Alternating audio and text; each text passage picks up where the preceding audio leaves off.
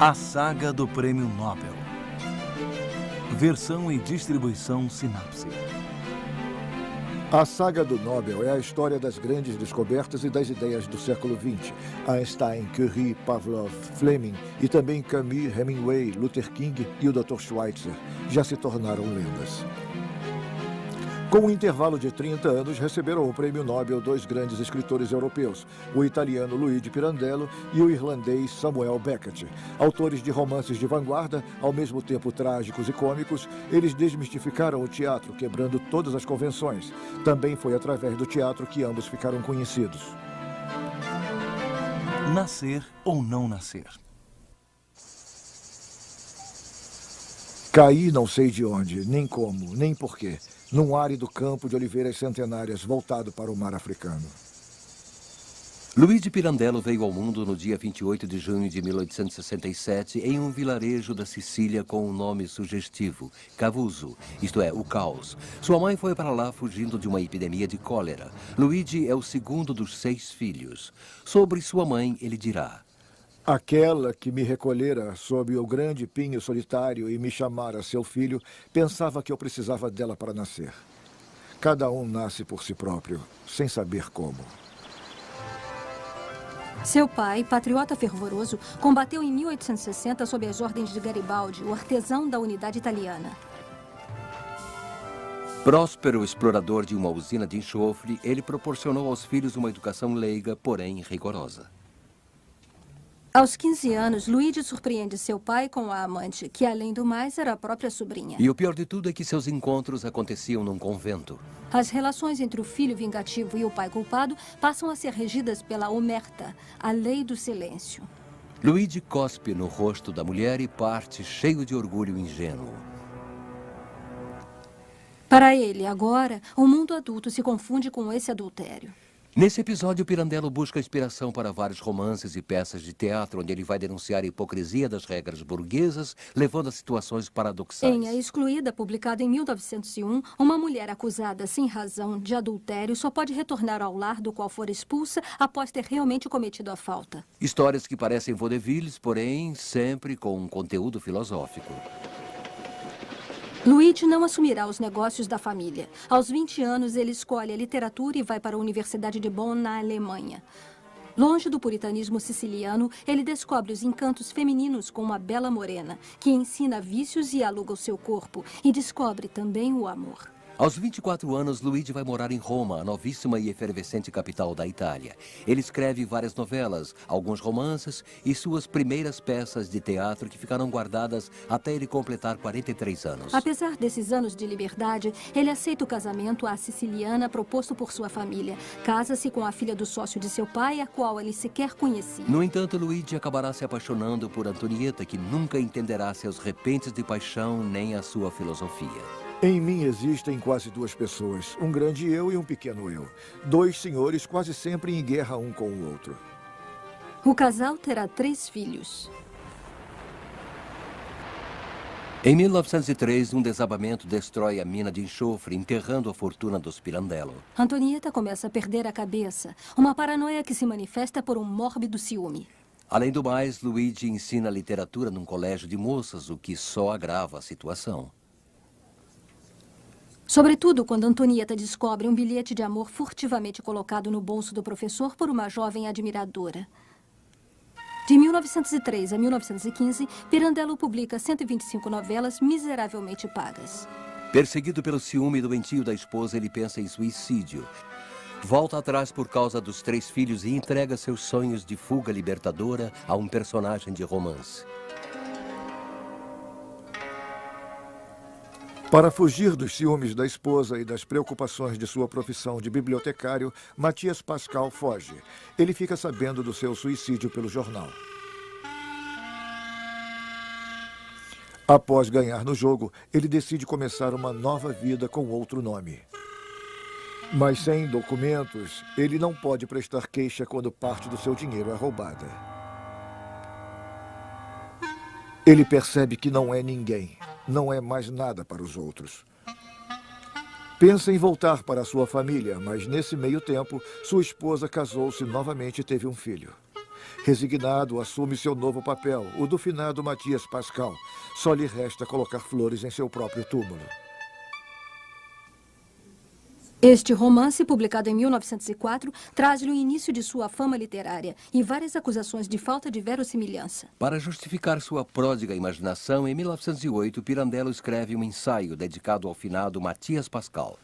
O humor vem do sentimento do contrário. É o desespero que dramatizamos de forma cômica.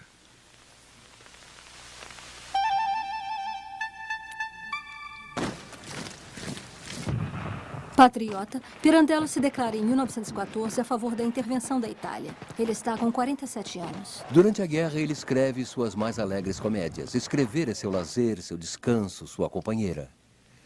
Mas quando seu filho é preso pelos austríacos, a guerra se revela para ele como o terrível reflexo do absurdo que reina na sociedade. Ele inicia um novo romance. Ninguém e 100.000. Tudo é alienação na vida e sociedade. O indivíduo só é o que os outros querem que ele seja. Cada um de nós usa uma máscara que varia em função do humor e das situações e nunca mostra sua verdadeira face. Nós acreditamos ser mas éramos a mesma pessoa há 10 anos? A impressão de ter uma única identidade é ilusão. 100.000. Todas as máscaras que adotamos e que os outros nos impõem pela imagem que fazem de nós. Ninguém. O indivíduo não existe fora dessas projeções. Este corpo não é nada nem ninguém. Uma corrente de ar pode fazê-lo espirrar hoje e levá-lo amanhã. Mas qual é a solução? Impedir o pensamento de voltar a funcionar em mim para fazer o vácuo de suas vãs construções. Pirandello luta em vão para conseguir a liberdade do seu filho mais velho e consegue evitar, por pouco, que o filho mais novo parta para a guerra. Além disso, Antonieta, em seu delírio, acusa-o de dormir com sua filha, que tenta o suicídio. Seu amigo, o célebre ator siciliano Ângelo Musco, afasta do desespero ao montar com muito sucesso suas peças escritas em dialeto siciliano. Pirandello decide voltar a escrever para o teatro e produz Cada Um com a Sua Verdade, peça filosófica que busca demonstrar que duas afirmações contraditórias podem ser verdadeiras. Eu sou, ao mesmo tempo, a filha da senhora Frola e a segunda esposa do Sr. Ponza. Para mim, sou aquela que pensam que eu sou. Para os homens, a mulher só existe no desejo dos outros. Uma ideia que Pirandello usará com frequência em cena. Je me suis donnée à toi tout entière. Je t'ai dit, je suis à toi. Construis-moi comme tu veux. Após conviver por 15 anos com a loucura da esposa, Luigi se vê na contingência de internar Antonieta, que tantas vezes serviu de modelo para suas personagens de identidade mal definida. O louco é o único homem sincero. Ele acata todas as imagens, todas as paixões que se apresentam. Os outros aceitam a máscara que lhes foi imposta pela sociedade. Com o jogo dos papéis, e esta noite se improvisa, Pirandello começa a fazer do teatro o motivo da representação. Mas quando ele escreve 6 personagens em busca de autor em 1921, ele é conhecido sobretudo por suas peças realistas como A Volúpia da Honra. Como eu insistia em afastá-los do meu pensamento, esses personagens continuavam vivendo por conta própria. Eles escolhiam determinados momentos do dia para aparecer na solidão do meu escritório. Eu me pergunto por que não representar isto que é novo para nós. Um autor que se recusa a dar vida a personagens nascidos na sua imaginação e personagens que, assumindo a vida, não se conformam em ser excluídos do mundo da arte. Eles já se desprenderam de mim, vivem por conta própria, já adquiriram voz e movimento. Então vamos deixá-los ir para onde costumam ir os personagens de teatro para ter uma vida, o palco. E vamos aguardar o resultado. Estes senhores desejam vê-lo. Mas eu estou bem no meio do ensaio. Vocês sabem muito bem que durante os ensaios ninguém pode entrar. Quem são vocês? O que querem? Nós estamos à procura de um autor. Mas aqui não tem nenhum autor, pois não estamos ensaiando nenhuma peça nova. Então, ótimo, senhor, ótimo. Poderemos ser a sua nova peça.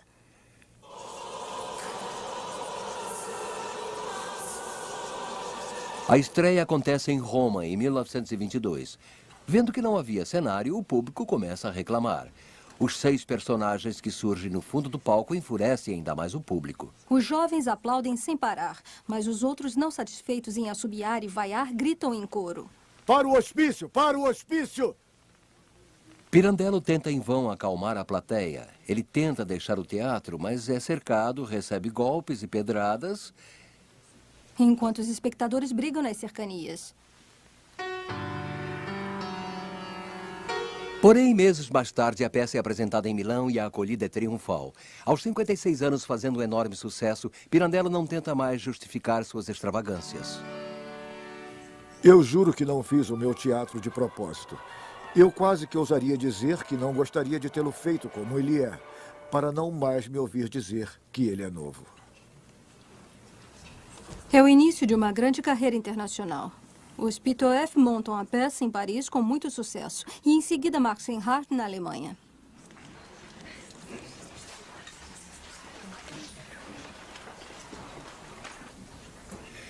Em 1922, Mussolini organiza a marcha para Roma e o rei o convida para participar do novo governo. Pirandello, seduzido pelos elogios do Duce, aceita o convite.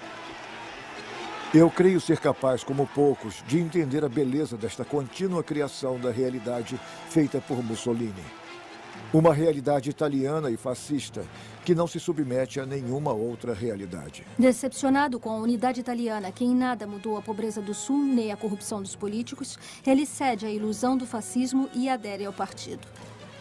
No entanto, sua visão do mundo permanece oposta ao reducionismo fascista e o público do teatro burguês e conservador continuará tendo dele a imagem de um anarquista inquietante e mistificador.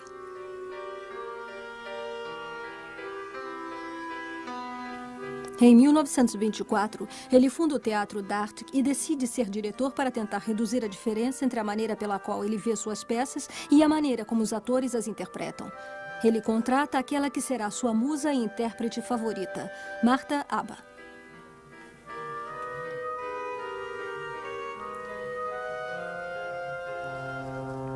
Seu teatro é apresentado na Europa e na América Latina a partir de 1927, desanimado pela acolhida na Itália, onde é acusado de cosmopolitismo, prefere criar suas peças no exterior e se torna um viajante sem bagagem.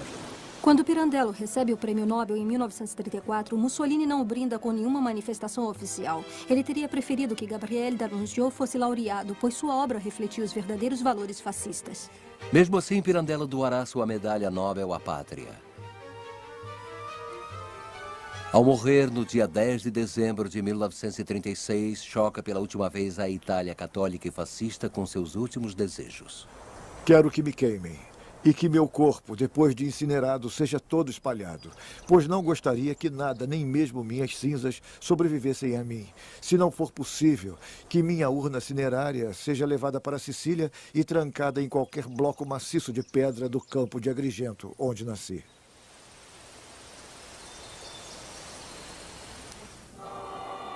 Anos depois, um outro escritor continuará a desconstrução do romance e do teatro iniciado por Luigi Pirandello.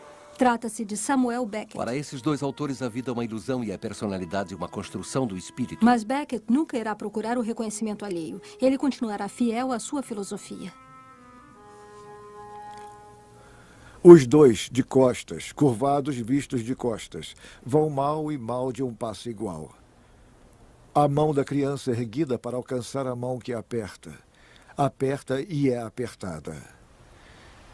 Tão mal e mal se vão e nunca se afastam, vistos de costas, ambos curvados, unidos pelas mãos apertadas apertando, que mal e mal se vão como um só, uma só sombra, uma outra sombra.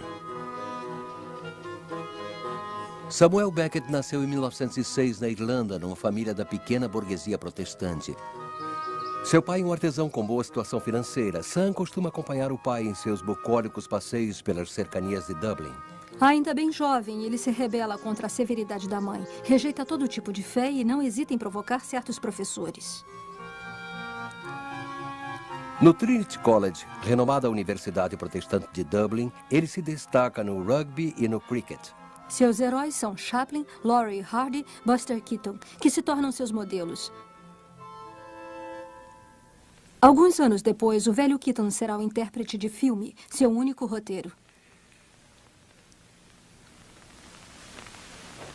Samuel Beckett é apaixonado por Dante, Descartes, Apollinaire, Baudelaire e Pirandello. Dante solitário, ele passa a frequentar os teatros e os pubs de Dublin sem saber muito bem a que se apegar, a não ser a seu copo de uísque. No início de 1928, ele vai para a Escola Nacional Superior de Paris como professor de inglês. Esperando Godot, Sanz se entrega ao vinho branco e se levanta ao meio-dia. Beira o abismo ao ler Schopenhauer e publica seus primeiros textos. Ele escreve um ensaio comparando a obra de Joyce, que vive em Paris, e de quem se tornou amigo, com a obra de Dante. A Divina Comédia é seu livro de cabeceira desde os 16 anos de idade. Ele retorna a Dublin, cidade que considera enfadonha e provinciana, e dá aulas no Trinity College. Ele está com 24 anos. É um estranho professor, dá aulas de costas, imita Mussolini, parodia o Cid, se veste como um mendigo com uma capa encardida e acaba se demitindo para desgosto de seus pais. Ele se tranca no quarto para escrever suas primeiras novelas, onde descreve as andanças de Belacqua, personagem inspirado ao mesmo tempo em Joyce e na Divina Comédia. O Belacqua de Dante está condenado por sua preguiça e bebedeiras a ficar grudado sobre um rochedo em posição fetal. O de Beckett perambula por Dublin de pub em pub. Com a morte de seu pai em 1933, sua mãe se fecha em sua viuvez e tece uma teia na qual Beckett se deixa enredar. Doente, incapaz de escrever, ele leva uma vida como Belacqua, dividido entre os pubs e a cama, a andança e a inércia. Em 1935, ele foge para Londres, frequenta prostíbulos e inicia uma análise. Para Murphy, o personagem do romance que está escrevendo, a loucura é um confortável refúgio, longe das convenções sociais. Sentado nu num berço, Murphy, incapaz de amar, se evade em espírito. Eu sempre tive a sensação de nunca haver nascido. Em março de 1938, ele retorna a Paris de Montparnasse com sua efervescência, torna-se amante de Peggy Guggenheim e se liga aos irmãos Van Velde e Giacometti. Encontra Suzanne, que se tornará sua esposa. Quando estoura a guerra, ele decide ficar e se juntar à resistência. Prefiro a França em guerra do que a Irlanda em paz. Para fugir da Gestapo, ele se refugia no Vaucluse, no vilarejo de Roussillon. Lá ele passa 2 anos de angústia e tédio que lhe fornecem o material para Esperando Godot. Enquanto espera a volta para a resistência, ele escreve What, seu último romance em inglês. Nele já se encontram os assessores de Godot, Chapéu e Sapatão. Watts é um personagem burlesco que vacila e titubeia. Não sabe por que está aqui, nem como se tornou servidor de um mestre poderoso, e arquiteta várias hipóteses sobre os fatos mais insignificantes. Em 1946, de passagem por Dublin, Beckett é surpreendido por uma revelação que ele descreve com a ironia em A Última Gravação. Ce que soudain j'ai vu alors, c'était que la croyance qui avait guidé toute ma vie, à savoir...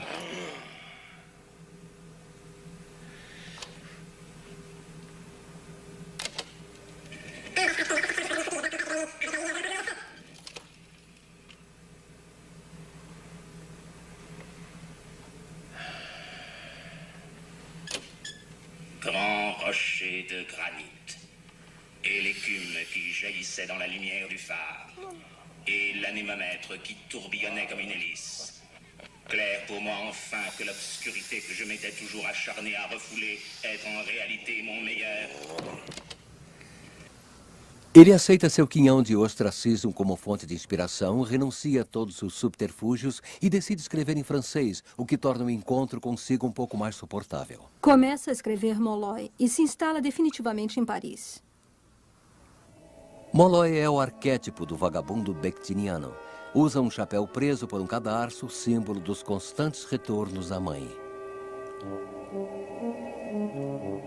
Eu pegava uma pedra no bolso direito do meu casaco e colocava na boca. E colocava no bolso direito do meu casaco a pedra que estava no bolso direito da minha calça, que eu substituía pela pedra que estava no bolso esquerdo da minha calça, que eu substituía pela pedra do bolso esquerdo do meu casaco, onde eu colocava a pedra que estava na minha boca tão logo acabasse de chupá-la. Desta forma, sempre havia 4 pedras em cada um dos meus bolsos, mas não exatamente as mesmas pedras. Entre 46 e 48, sua produtividade impressiona. As pessoas mais chegadas temem por sua saúde mental, mas Beckett exulta. Ele escreve 3 romances seguidos, iconoclastas, engraçados e trágicos, marcando uma mudança na literatura moderna. Molloy, Malone morre e O Inominável. Enquanto a morte não chega, o velho Malone, prostrado em seu leito, faz o inventário dos seus bens e posses. Como a morte demora, ele inventa histórias para lhe fazer companhia. O último personagem da trilogia é despido de tudo, até de seu nome. O Inominável é um homem atarracado, preso numa jarra. Seu único futuro é ser a placa luminosa de um açougue. Só lhe restam as palavras para manifestar sua angústia. As palavras precisam ser ditas enquanto ainda existem. Precisam ser ditas até que me encontrem, até que me digam. Estranha tristeza, estranho erro. É preciso continuar. Talvez já esteja feito. Elas talvez já me tenham dito. Elas talvez já me tenham levado ao início da minha história, para a frente da porta que se abre para a minha história. Ficaria surpreso se ela se abrisse. Serei eu, será o silêncio. Aqui onde estou, eu não sei, nunca saberei. No silêncio, não sabemos. É preciso continuar. Não posso continuar. Eu vou continuar. Ele escreve esperando Godot em 3 meses. Ele dizia ter feito uma horrível prosa para se distrair. Vamos embora. Não podemos. Por quê? Estamos esperando Godot. É verdade. Tem certeza que é aqui? O quê? Que é para esperar? Ele disse em frente à árvore. Tem outra? E se ele não vier? Voltamos amanhã. E depois de amanhã? Talvez. E daí por diante? Quer dizer... Até que ele venha. Você é impiedoso. Numa estrada, 2 vagabundos ao lado de uma árvore esperam um certo Godot que não chega. Enquanto isso, acontecem 1000 coisinhas bobas e irrisórias. Sapatos que apertam, chapéus que dão coceiras, quiprocóis e brigas. Ou melhor, não está acontecendo nada, a não ser a vinda de um senhor todo-poderoso com seu empregado. Vários anos se passarão até que o produtor Roger Blanc consiga os meios para produzir a peça que irá estrear finalmente em janeiro de 1953 num pequeno teatro de Paris. O público burguês fica indignado, mas os estudantes e intelectuais se empolgam com estes clowns filósofos. De repente, Samuel Beckett é considerado um grande dramaturgo moderno, mas ele continuará acusando Godot de ter encoberto o resto da sua obra. Enquanto isso, ele se esconde e se recusa a dar entrevistas. Eu não sei mais sobre esta peça do que aquele que consegue lê-la com atenção. Não sei com que finalidade a escrevi. Não sei sobre os personagens nada além do que eles dizem, do que fazem, do que acontece com eles. Não sei quem é Godot, nem ao menos sei se ele existe. E não sei se acreditam nisso aqueles 2 que esperam por ele. Os outros 2 que passam no final de cada um dos 2 atos deve ser para quebrar a monotonia. Tudo o que pude saber eu mostrei. Não é muito, mas me basta. E me basta totalmente. Eu diria até que teria me contentado com menos. Ele dará só uma explicação sobre seu teatro. Nada é mais engraçado do que a desgraça.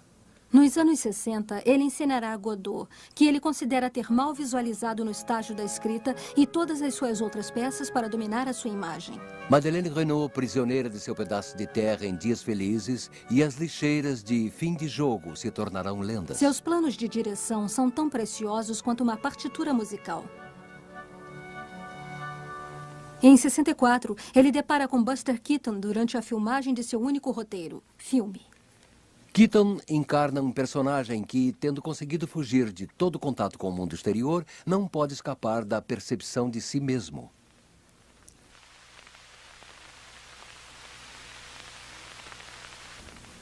Numa manhã de outubro de 69, Beckett recebe um telefonema de seu editor, Jerome Lyndon. Tenho uma má notícia. Você ganhou o prêmio Nobel. Ele hesita, gostaria de recusar, mas teme chamar ainda mais a atenção sobre si. Acaba aceitando, mas é Lyndon quem irá receber seu prêmio em Estocolmo. Beckett não pode mais frequentar seus bares e botecos habituais. Sente-se um animal acuado pelos jornalistas e fotógrafos.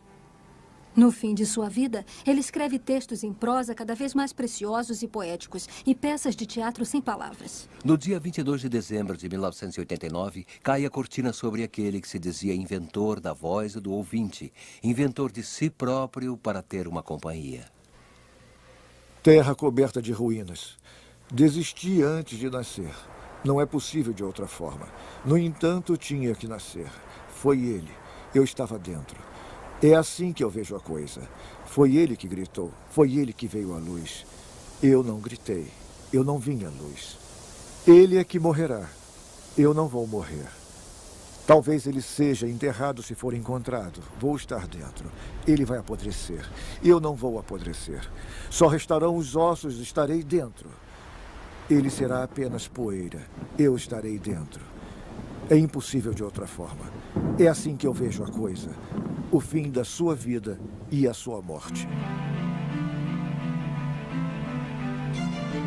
Dublado nos estúdios da Áudio News.